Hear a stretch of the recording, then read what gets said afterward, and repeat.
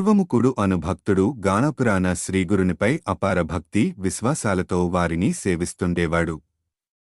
బ్రహ్మం ముహూర్తాన మఠానికి వచ్చి ఆ మఠాన్నంతా ఊడ్చి ఎంతో భక్తి విశ్వాస శ్రద్ధమూలముగా సర్వము శ్రీగురువన్నీ భావముతో అంతచేసి శ్రీగురునికి నమస్కరించి తన గృహాన్ని వెళ్ళేవాడు. ఒక్కొక్కప్పుడు తనివితీరక దినమంతా శ్రీగురుపద సేవాభావములోనే ఉండేవాడు. ఆ గ్రామవాసులు మహాశివరాత్రి వస్తుంది, నీవు మహాశివుని ఆరాధన కోసం శ్రీశైలం వెళ్లమన్నారతనిని. సరిగా మహాశివరాత్రి దినాన తంతకుడు శ్రీగురుని దర్శింపగా నాయనా, నీవు నా పాదుకలు గట్టిగా పట్టుకొమ్మన్నారు.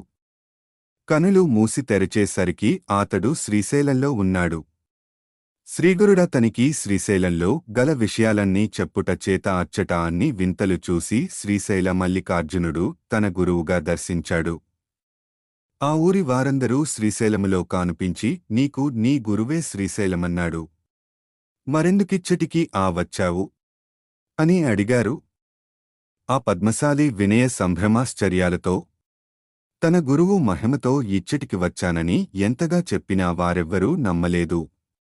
శ్రీశైలమంతా శ్రీగురువు దివ్య స్వరూపము తన పాదుకలు పట్టుకొనమని కన్నులు మూయగా తెరచేసరికి ఆతడు ఎలా ఆ ఊరి వారందరూ కొన్ని రోజులకు ఆనున్నాడు.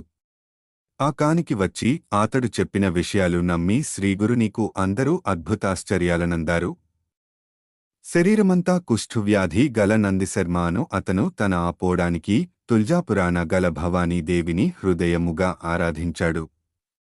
కలలో దేవి ఆతనికి కానవచ్చి లోగల పరమేశ్వరిని ఉపాసించమని చెప్పింది. అలాగే స్వరిని భక్తి శ్రద్ధావదనాలతో ఆరాధించగా ఆతనికి ఆ దేవి దర్శనమిచ్చి నీవు శ్రీగురుని గాణాపురములో ఉన్న సేవ చేయమని చెప్పింది.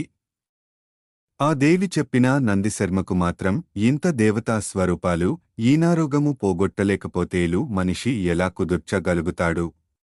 ఆఖరకు ఒక శివరాత్రి పర్వదనమునాడు శ్రీగురుని దర్శనం చేశాడు. సాష్టాంగమనమాచరించాడు.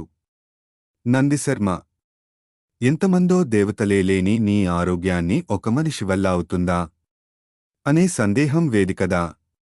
అటువంటి వాడవు ఇక్కడకెందుకొచ్చావు? చండీ అని శ్రీగురుని పాదాలపై బడి ఏడుస్తూ నా భార్య, నా తదండ్రులు, బంధువులు అందరూ నన్నింటినుంచి వెళ్లగొట్టారు. పోదువలన తమరే నాకు దిక్కని వేడుకున్నాడు.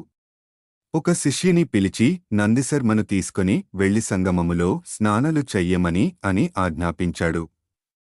అలాగే చేయగా ఆతని కుష్ఠరోగం పోయి నందిశర్మ స్వర్ణఛాయతో తయారయ్యాడు.